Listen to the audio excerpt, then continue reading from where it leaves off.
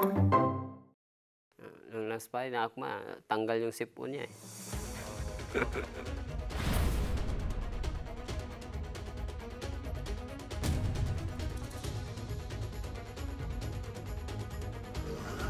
Nakatugan ni Kuwa sa first round, second, ano ko, nilamig. Ngingon sila na nauyaw sa monster. Dili. Ako may the real monster. Kaya nani nauyaw panga. O ako, makita na siya sa akong now, ma-scare na siya. No, Casimiro. This is it. Shock to the world. Let's go.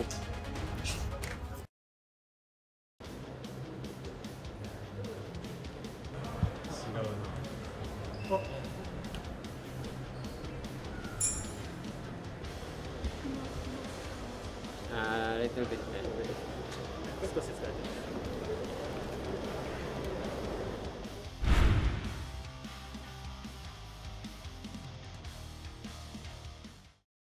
Paano tayo mag-shock dito? Wala naman tong trigger eh. Walang trigger, walang nangyaring... Paano tayo mag-shock nito? もうつまらない試合から俺どうやって顔すればいいかも。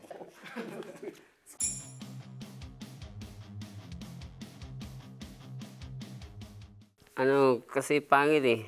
First round, nanood ako noon eh. Pag second, wala na. Natulog na ako kasi sabi ko, pangit, boring na laban na to.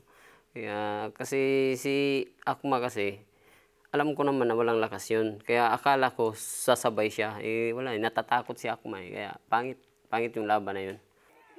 Kuha natin siya. Malinis siya maglaro.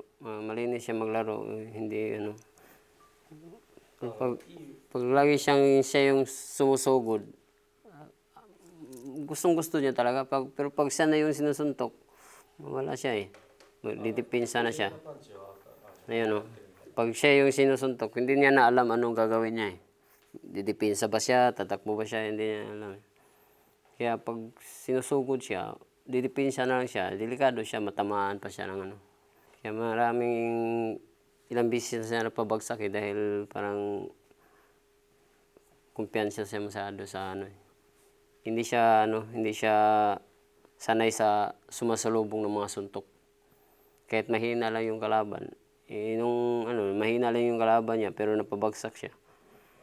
Kung malakas yung kalaban niya, mabagsak siya ng isang beses eh, tapos na. Kasi tatapusin talaga siya eh, kasi alam niya, bagsak eh. Nakatani. と戦うならちょっと井上は危ない。じゃあこの試合見てそう思うってことですか？そうっす。Katani, hindi din siya mag-stay sa harap eh. どちらかすと思いますか？ Casimiro. Ako alam ko na kung sino mananalo dyan. Pero nahihirapan si Naoya dyan.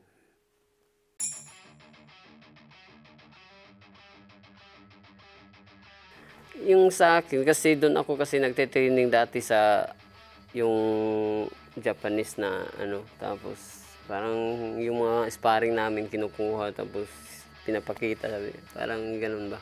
Parang may nag-studio sa amin sa mga training namin. Kasi lahat ng mga ka-sparring ko noon sa Las Vegas, lahat malalaki talaga. 130, 135. Hindi nga ako naka-sparring ng kagaya ng timbang ko doon eh. Kaya yun, mga 135, 130. Pero pinabagsak ko sa sparring lang. Kaya sobrang talaga ng training namin. Pinaghandaan talaga namin yun. Mahigit 9 months yung training namin sa paghihintay ng laban na yun eh. Umatras talaga siya. 井上尚弥に弱点があるんですよ。 Mahina yung panga niya. Nung last fight na Akma, tanggal yung sipon niya eh.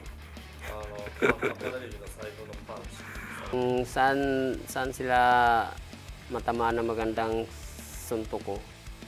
Ito kasi pamatay ko to tapos ito pang ospital. Finito.